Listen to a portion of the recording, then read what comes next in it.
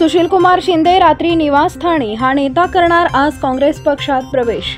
यंदाच्या लोकसभा निवडणुकीत अनेक राजकीय खेळी डावपेच पाहायला मिळत आहेत। काँग्रेस पक्षात सुशीलकुमार शिंदे, भाजपकडून देवेंद्र फडणवीस यांनी पूर्ण लक्ष सोलापूर लोकसभा मतदारसंघात घातले। सुशीलकुमार शिंदे यांनी बुधवारी रात्री MK फाउंडेशनचे संस्थापक अध्यक्ष, सागर सिमेंट कंपनीचे महाराष्ट्र हेड महादेव कोगनुरे यांची त्यांच्या निवासस्थानी भेट घेतली। त्यानंतर लगेच गुरुवारी दुपारी कोगनुरे हे काँग्रेस पक्षात जाहीर प्रवेश करणार असल्याचं समजतंय। दक्षिण सोलापूर विधानसभा मतदारसंघातून तयारी करत असलेले महादेव कोगनुरे यांनी आपल्या सामाजिक कार्यातून लोकांचे लक्ष वेधून घेतलंय।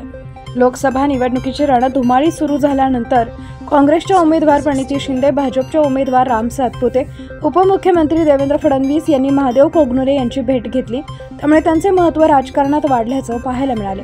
आता कोकणवर आहे आपली राजकीय भूमिका कधी घेणार याकडे त्यांच्या कार्यकर्त्यांचं लक्ष लागलंय।